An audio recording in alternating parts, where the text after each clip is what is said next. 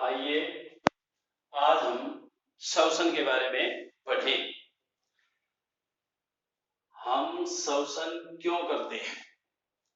हमें श्वसन की आवश्यकता क्यों पड़ती है? प्यारे बच्चों, आप जानते हो सभी जीवों को श्वसन की आवश्यकता होती है और सभी जीव सूक्ष्म इकाइयों के बने होते हैं, छोटी छोटी इकाइयां, और इन छोटी छोटी इकाइयों को कोशिका कहते हैं। इन छोटी छोटी इकाइयों को कोशिका कहते हैं।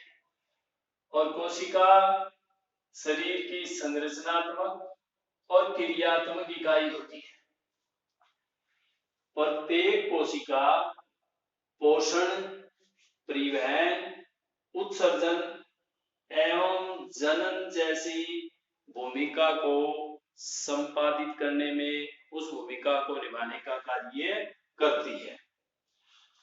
और प्रत्येक कोशिका को ऊर्जा की आवश्यकता होती है। और कोशिका को ऊर्जा कहां से मिलती है? भोजन से। कोशिका को ऊर्जा कहां से मिलती है? जो हम भोजन खाते हैं उस भोजन से कोशिका को ऊर्जा मिलती है। और जो भोजन में संचित ऊर्जा है वो श्वसन के दौरान निर्मुक्त होती है। जब हम सांस लेते हैं, सांस के द्वारा जो हम ऑक्सीजन लेते हैं और वो हमारी नासाद्वार के द्वारा फेफड़ों से होते हुए हमारे हार्ट के द्वारा शरीर के प्रत्येक हिस्से में, प्रत्येक सेल में, प्रत्येक कोशिका में ऑक्सीजन की सप्लाई होती है। और वहां पर जो हम भोजन लेते हैं और वो हमारा भोजन हमारे शरीर में, अमाशय में, छोटी आंत में, शुद्रांतर में जब डाइजेस्ट होकर के, पच करके जब उसका रस बनता है, रस रक्त में चला जाता है, रक्त वाहिकाएं उसे अवशोषित कर लेती है और कोशिकाओं को भेज देती है, तो उस वक्त वो ऑक्सीजन के साथ मिलकर के जो संचित ऊर्जा है वो श्वसन के समय निर्मुक्त होती है। सभी जीवों को भोजन से ऊर्जा प्राप्त करने के लिए श्वसन की आवश्यकता होती है। जीव कोई भी हो, सभी को ऊर्जा चाहिए और वो ऊर्जा भोजन से जो ऊर्जा है उसे प्राप्त करने के लिए श्वसन की आवश्यकता होती है, ऑक्सीजन की आवश्यकता होती है। ऑक्सीजन की उपस्थिति में ही वो जो भोजन है वो दूसरे प्रोडक्ट में विखंडित होता है। कोशिका में भोजन के विखंडन के समय ये ऊर्जा मुक्त होती है और इस प्रोसेस को, इस क्रिया को, इस प्रक्रम को कोशिकीय श्वसन कहते हैं। जो कोशिका में भोजन का विखंडन होता है उस वक्त जो ऊर्जा मुक्त होती है इसे कहते हैं कोशिकीय श्वसन। अब जब हम सांस लेते हैं तो जो हमारा भोजन है, हमारा भोजन, इस भोजन में जो ग्लूकोज है, ग्लूकोज, वो ग्लूकोज ऑक्सीजन की उपस्थिति में, ऑक्सीजन की उपस्थिति, जो हम सांस लेते हैं वो ऑक्सीजन जो सभी जीवों में, उसकी उपस्थिति में ये ऑक्सीजन कार्बन डाइऑक्साइड, जल और ऊर्जा में विखंडित हो जाता है। जब ये प्रक्रम, ये श्वसन ऑक्सीजन की उपस्थिति में होता है तो इस प्रक्रम में कार्बन डाइऑक्साइड, जल और ऊर्जा निर्मुक्त होते हैं और इस श्वसन को कहते हैं वायवीय श्वसन। और ये वायवीय श्वसन सभी जीवों में होता है। लेकिन कुछ जीव ऐसे हैं जैसे ईस्ट,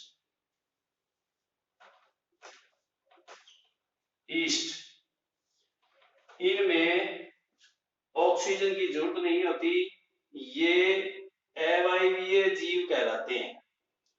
इनमें अवायवीय श्वसन होता है। इनमें जो श्वसन है वो ऑक्सीजन की अनुपस्थिति में होता है। इनमें जो ग्लूकोज है वो ग्लूकोज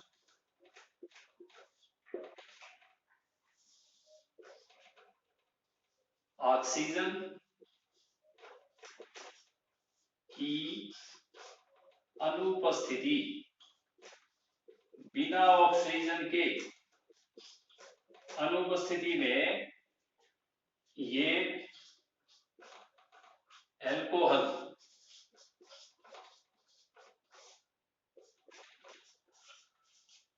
H2O और ऊर्जा में परिवर्तित होते हैं। तो इस दौरान बिना ऑक्सीजन की अनुपस्थिति में जो शोषण होता है, जो ग्लूकोज अल्कोहल में टूटता है और ये प्रोसेस में भी ऊर्जा निर्मुक्त होती है, तो इस शोषण को कहते हैं अवायवीय शोषण। ये अवायवीय शोषण है। इस प्रोसेस से अल्कोहल, शराब और बियर जैसी ये चीजें बनाई जाती है। तो इनको जो अवायवीय शोषण करते हैं, ऐसे उनको कहते हैं अवायवीय जीव। अवायवीय जीव, इनको अवायवीय जीव कहते हैं, क्योंकि ये बिना ऑक्सीजन के शोषण करते हैं, ऑक्सीजन की अनुपस्थिति में शोषण करते हैं। अब एक और प्रोसेस है, जब हम दौड़ते हैं, हम खेलते हैं, रेस लगा के आते हैं, या हम जोर का काम करते हैं, भारी काम करते हैं, अधिक वजन उठाते हैं, तो उस वक्त हमारे शरीर में पेशियां, हमारे जो मांसपेशियां हैं, उनमें ऐंठन हो जाती है। वो ऐंठन, वो जो खिंचाव, वो थोड़ी बहुत जो परेशानी है, वो किस कारण होती है? ऐसा इसलिए होता है क्योंकि श्वसन के लिए ऑक्सीजन की जरूरत होती है, और जब हम अधिक कार्य करते हैं तो जो हमें ऑक्सीजन की आपूर्ति है वो पूर्ण रूप से नहीं हो पाती, और उस दौरान क्या है, उस दौरान ये अवायवीय श्वसन, हमारी जो पेशियां हैं वो अवायवीय श्वसन आरंभ कर देती है।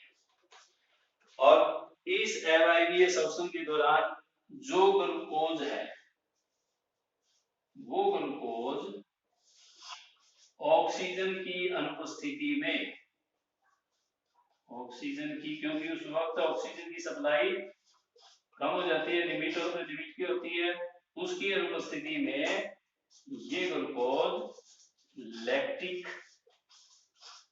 अम्ल और ऊर्जा में विखंडित होता है। और वो जो ऐंठन का कारण है, वो हमारी मांसपेशियों में लैक्टिक अम्ल का संचयित होना, इकट्ठा होना, इसकी वजह से ऐंठन होती है। ये हमारी मांसपेशियों में इकट्ठा हो जाता है, बन जाता है, कि इसकी उत्पत्ति होती है क्योंकि ये जो ग्लूकोज है वो बिना ऑक्सीजन की उपस्थिति में लैक्टिक अम्ल और ऊर्जा में परिवर्तित होता है। अब इसके लिए हम क्या करते हैं, जब हम गर्म पानी से नहाते हैं, शरीर की मालिश करते हैं, मांसपेशियों की मालिश करते हैं, तब हमारे शरीर में जो रक्त का संचार है वो प्रॉपर ढंग से मेंटेन हो जाता है, सुचारू रूप से रक्त संचार होता है। और जब रक्त संचार होता है तो ऑक्सीजन की जो सप्लाई है, वो ऑक्सीजन की सप्लाई हमें सुचारू रूप से मिलनी शुरू हो जाती है। और उस दौरान जो ये लैक्टिक अम्ल है, वो लैक्टिक अम्ल कार्बन डाइऑक्साइड और जल में परिवर्तित हो जाता है, और फिर हमारी बॉडी को आराम मिलता है। तो ये आज का हमारा छोटा सा टॉपिक था, और इम्पोर्टेंट भी है, सभी के लिए जरूरी भी है, और हमें इस बात का पता भी होना चाहिए कि हम श्वसन क्यों करते हैं, कैसे करते हैं, और इसके आगे इतना आपका करने के बाद में श्वसन के लिए हमारा जो श्वसन तंत्र है वो किस प्रकार काम करता है, उसका हम सचित्र वर्णन करेंगे। अब आपको इसकी तैयारी करनी है। धन्यवाद।